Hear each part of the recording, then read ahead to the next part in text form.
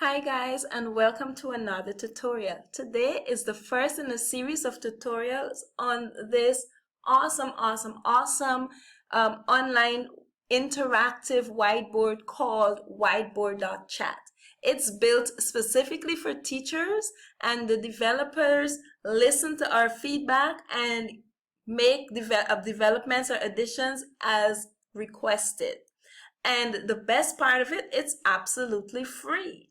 So without any further ado, let's get into the tutorial.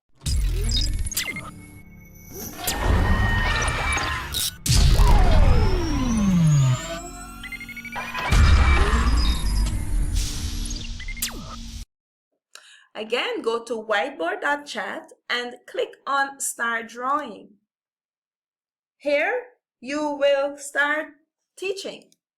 Now, before I get into the demonstration for today, let me mention how you can use this with your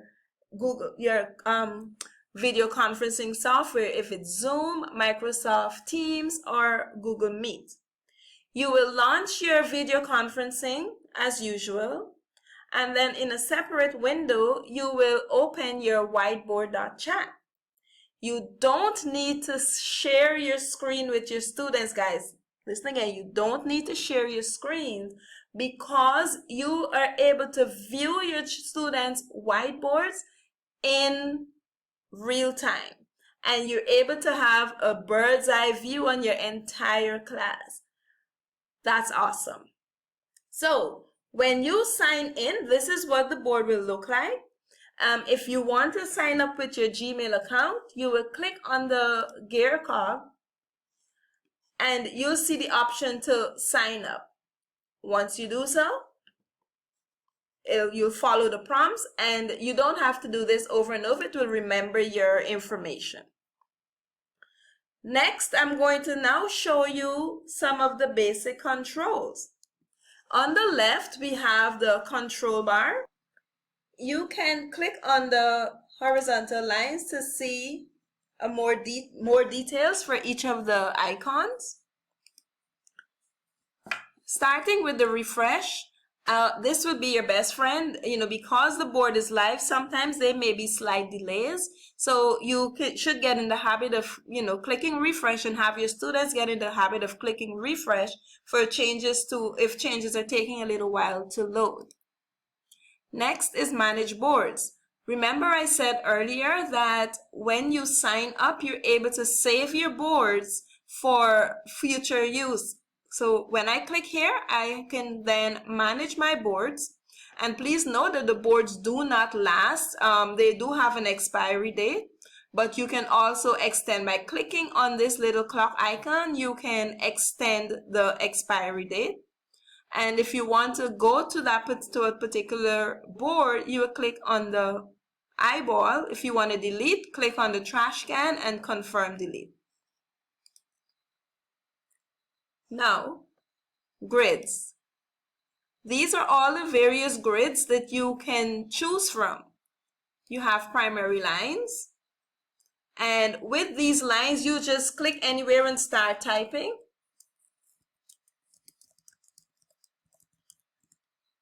And it fits in the line.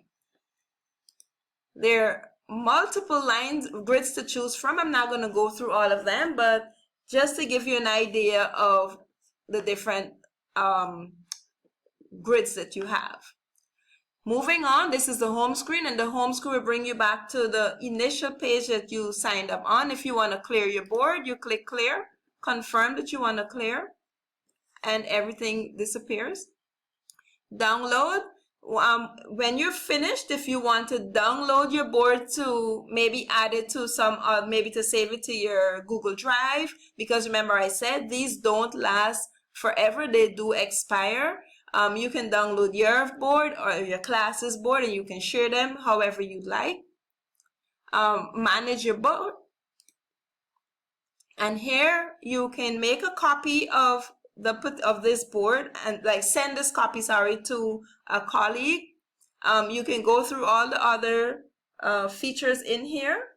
You can save a copy. Now, saving a copy means that you can, if you want to use the same board for multiple classes, you can save a copy and give it the name for that class. Because remember, when you start sharing this with your students, you don't want students from all your other classes being added to the same board. So that's why you would choose to save a copy. Again, you can export your board, and you can also import a board. This is to pause animations, and I'll show you animations in another video. Add media. You can add a webcam photo, or you can add video and or audio. Select move. I'll show you how this works when we add objects to the board. Select, and tools, lines, arrows, these are all the cool tools, but I want to show you some interesting ones. If I click YouTube, if I want to embed a YouTube, I type in the YouTube URL that I want. I'll paste that link, and this is a cool feature. You can choose the start time. So if you want to start it from maybe from the 10th second and end it at the 40th second. So it's going to only play that portion that you set up, and the best part is there will be no advertisements. Going back to the tools to see another cool feature, you have rich text, and this, of course, just like any word processor, you have all the options to bold, italicize, underline, and so forth. The different fonts, font size. Again, all the features in a regular word processor. Show dice. If you're doing a particular activity that you maybe you're playing a game or so that you want your students to be able to use a dice, you have that, or a die or multiple dice, you can do so. If I click add a die, I can add one, and you can have as many dice as you like. And you can choose to hide the dice when you're finished.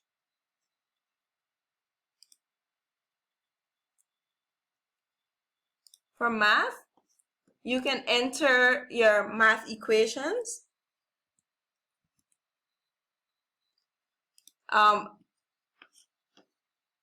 If you go up to the 3 dots and you click on help, you can then have the math input guide. So if you want, because this can be used from lower elementary all the way to high school. So all those complicated math inputs, you can find the guides here. You can find the guide to show you, to direct you on how to input those symbols.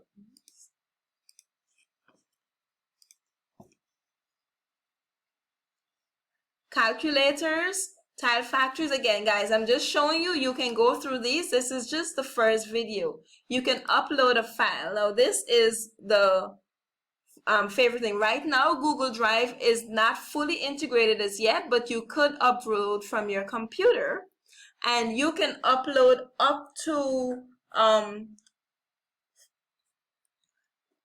40 pages of PDF and or images. Again, in the next tutorial, I'm going to show you what those look like.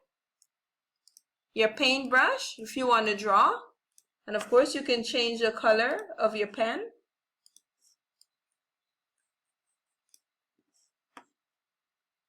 Erase, you can click the eraser, or you can hold down like right click and just drag over any of the objects, and it erases objects, so it makes erasing faster. If you want a text box, you can just click the text and you can just type anywhere.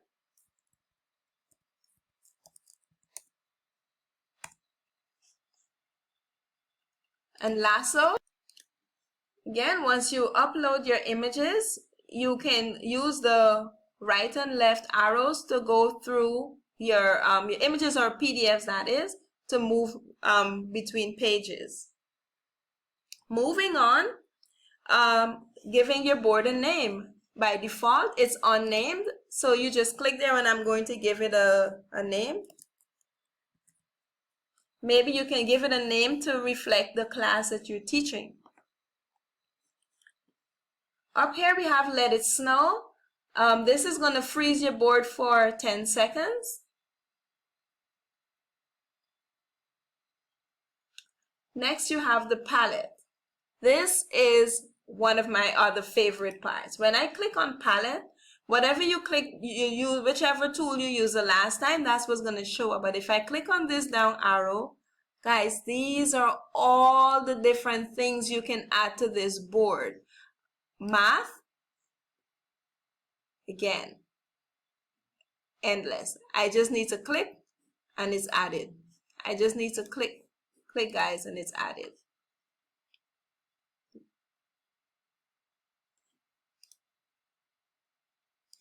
If you're teaching music, again, remember I showed you also that you can have like a music sheet as a grid, so that's really cool that you can use that feature. If you're teaching maybe lower elementary, you have the alphabet.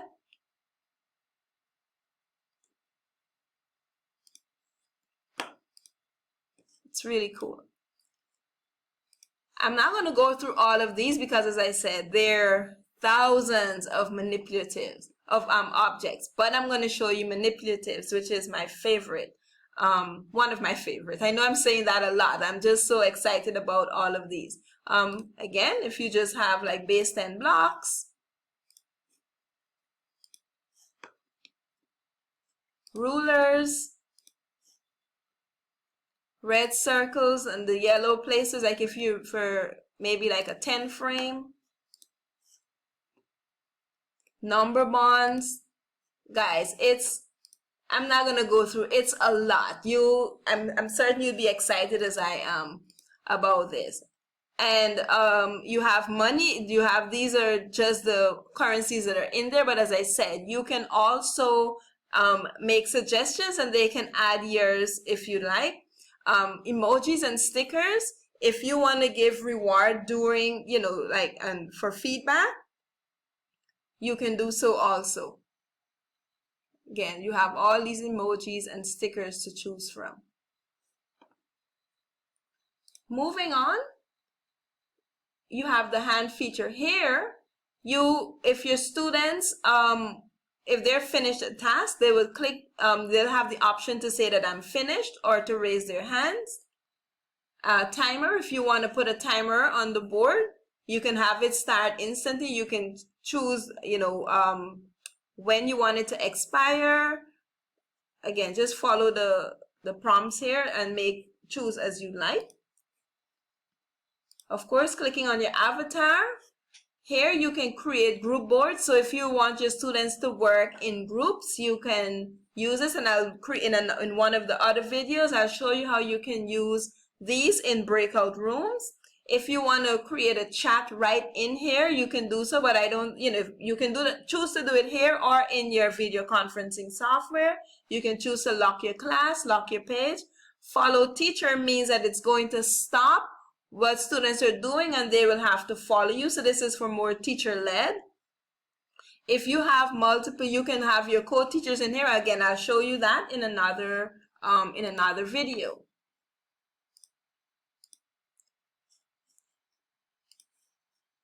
Again, the gear cog. These are all the different settings that you can put in.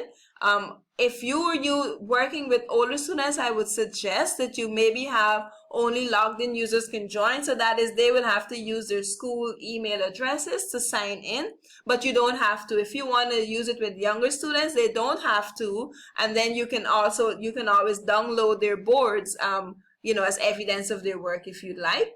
And again, I'll go through these. Now, the students can have all of these tools, but you can choose to have it where students only see simple tools, which would just be about, like half of the board here. Or Very simple tools. This is for maybe if you're working with kindergarten and first graders where they just have these 4 options. And again, if you want to enable immersive reader, you can do so or disable it. Clicking on the 3 dots, you can open your class boards. I'm going to show you these in another tutorial. As I said, I'll show you these in actions. And you can invite. If you want to invite a student, you would click on invite, and you can have them scan the class using a class code, or again, because you will be using this during your distance learning, you can just copy the link, paste it in your video conferencing software, and your students can click on it and they'll be able to join right there. Coming down here, right now you see my board is like lilac. You can change this color. So if I click on this little pen color here, of course you would want a color that is not too distracting for your students. If it doesn't change right away, again, click refresh. And voila, it has changed. You can change the thickness of your pen. Okay.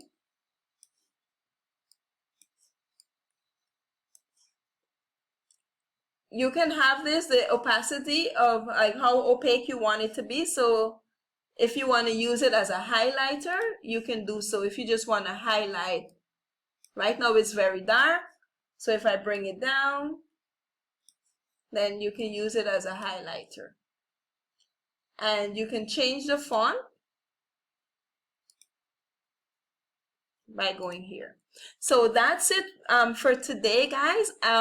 Please go to the next video to see what this looks like when you have your students on the board. Thank you and see you soon.